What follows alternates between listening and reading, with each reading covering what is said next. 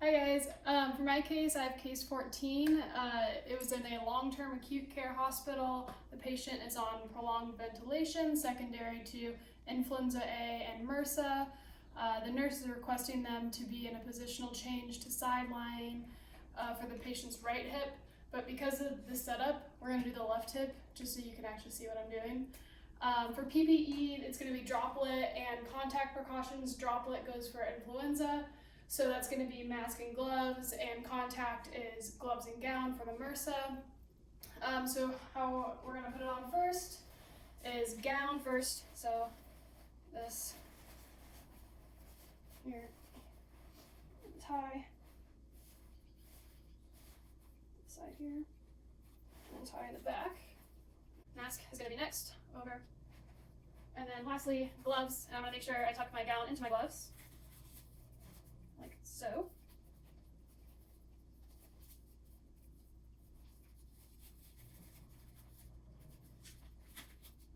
I can get it.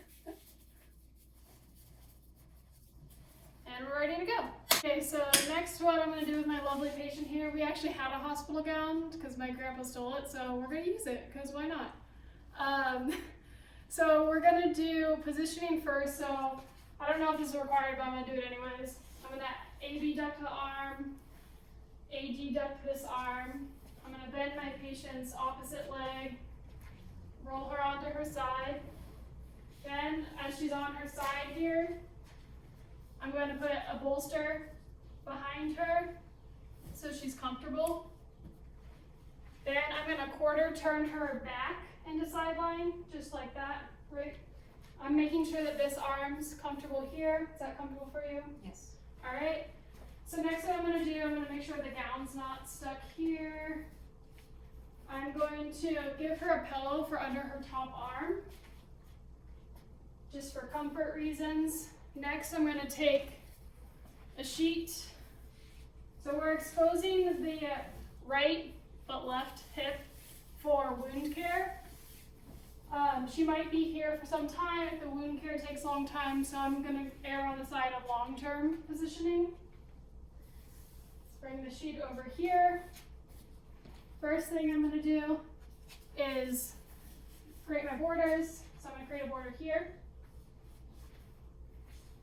Second border, I'm going to go here, hold this.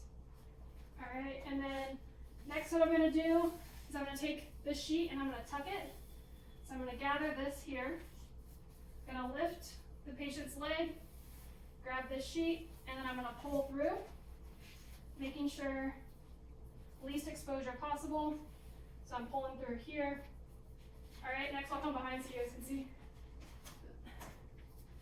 All right, I'm going to come through my window and I'm going to pull up the sheet, making sure I'm not exposing to expose the right hip, and I'm going to use my back towel to tuck. And then only that right hip is going to be exposed. And because she's going to be in long-term positioning, I'm going to want to prevent any breakdown ulcers here. So I'm going to bring up her leg, put a towel under her knees, or a pillow, and then put a pillow under her ankles as well. Then, before I leave, what I'm going to do is I'm going to ask her if she feels safe, comfortable. Do you feel safe or comfortable? Yes. And then for a hospital, obviously the bed would be wider. I'd bring the handles up, or the armrests, and then make sure that the call button is next to her so she could call if she needed help. And also, if the patient wanted to, I could throw a towel over their lower leg. Would you like a towel covering your leg? No, I'm good. Okay, so now what I would do is, as I'm leaving the room, I take off my PPE. So first thing, to make sure I'm not going to contaminate it, I'm going to just untie this here, and then I'm going to take off my gloves, making sure I'm not contaminating. Throw away, reach behind here, and untie this.